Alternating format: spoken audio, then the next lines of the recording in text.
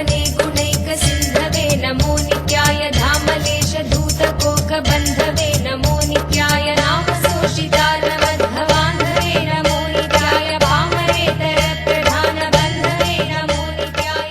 ஏன் இந்த புதுயுகம் அப்படிங்கிற கருத்து நிஜமாக நனவாக மாறவில்லை? நம்முடைய தியான முகாமில் ஒரு சின்ன சோதனை செஞ்சோம். இந்த மாதிரிதான் நம்ம பக்தர்களோட உட்காந்து பேசிட்டு இருந்தோம். தியானம் பண்ண வந்த அன்பர்களோட உட்காந்து பேசிட்டு இருந்தோம். ஒரு 1000 பேர் அல்லது 1500 பேர் இருந்திருப்பார்கள். அவங்க கிட்டலாம் நான் கேட்டேன், ஐயா வாழ்க்கை இந்த உலகம் எப்படி இருந்தா நல்லா இருக்கும்?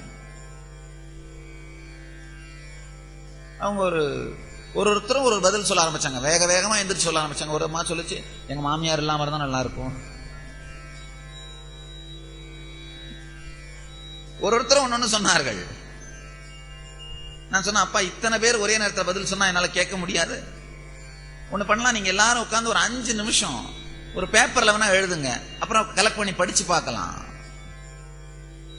கண்ணை மூடி உட்கார்ந்து எப்படி உலகம் இருக்கணும்னு நீங்க நினைக்கிறீங்க, எப்படி இருந்தா நல்லா இருக்கும் எழுத சொன்னோம்.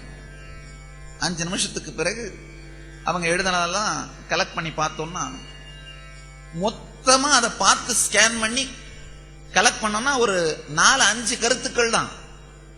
எல்லாரும் அமைதியா இருக்கணும், எல்லாரும் அன்போட இருக்கணும், எல்லாரும் ஆனந்தமா இருக்கணும், எல்லாரும் இனிமையா இருக்கணும். இந்த ஒரு 5-6 கருத்துக்கள் தான். அப்புறம் நான் ஒரு லெட்டரா எடுத்து பார்த்தோம்.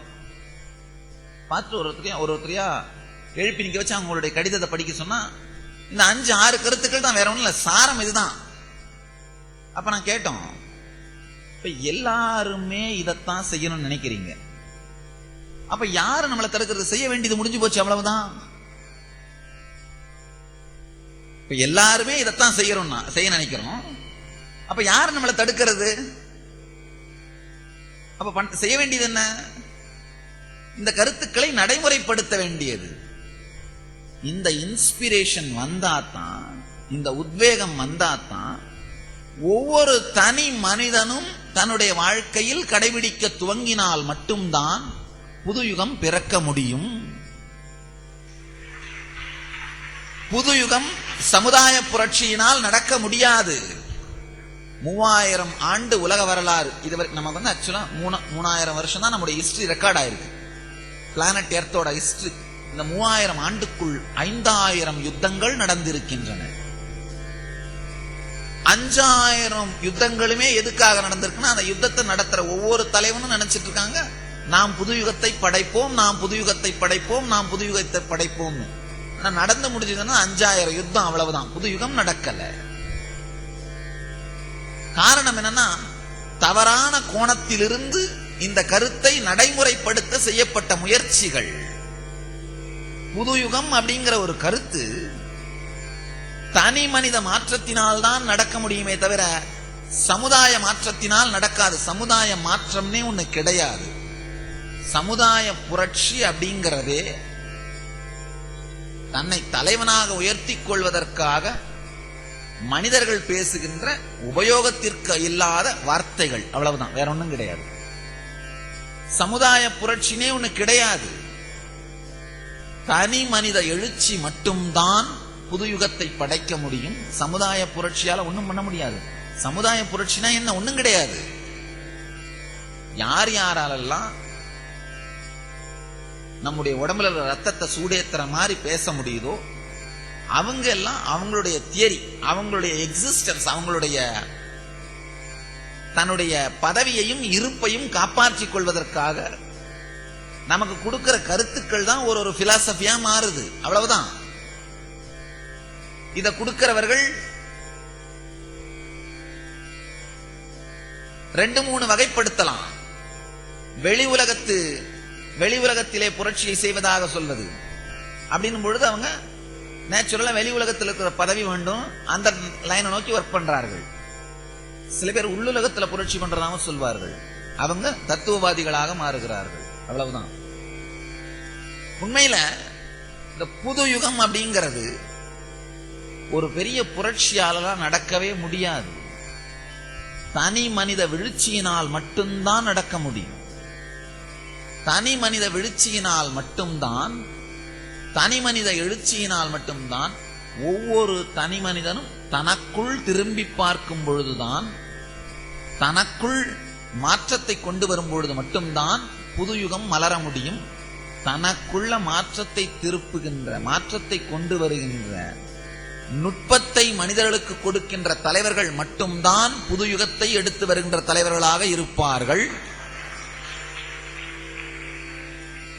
மீதி பேரெல்லாம் அவங்களுக்கு வேணா புது யுகத்தை எடுத்து வந்துப்பாங்க. அவங்க லைஃப் ஸ்டைல் மாறி போகும். 2 வீலர்ல இருந்து காரா மாறும், கார்ல இருந்து பிளைட்டா ஹெலிகாப்டரா மாறும். அவங்களுக்கு புது யுகம் வந்துட்டு இருக்கும். ஆனா மக்களுக்கு புது யுகம் வராது.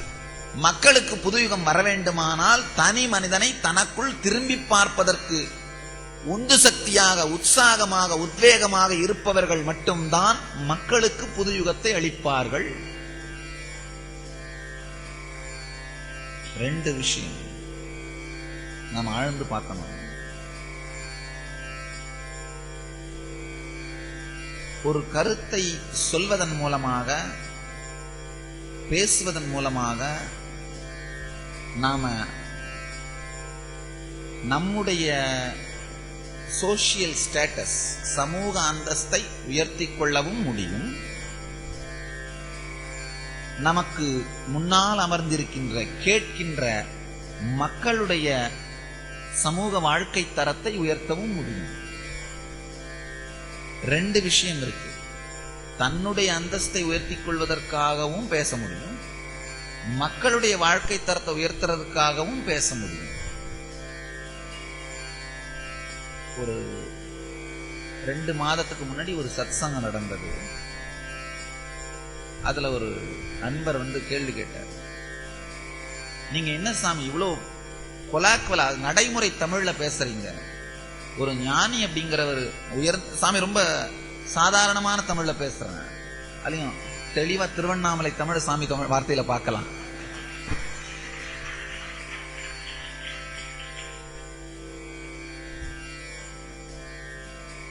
திருவண்ணாமலை வார்த்தைகளை ஒரு வார்த்தை விடாம பார்க்கலாம். ரொம்ப எளிமையான தமிழ்ல பேசுறீங்க. என்ன சாமி இவ்வளவு கேஷுவலா பேசுறீங்களே? பொதுவா ஞானிகள் அப்படின்னா ரொம்ப ஆழமான கடினமான வார்த்தைகளை உபயோகம் பண்ணி அந்த மாதிரி பேசித்தான் பழக்கம். உங்களுக்கும் புரியாது, அவங்களுக்கும் புரியாது.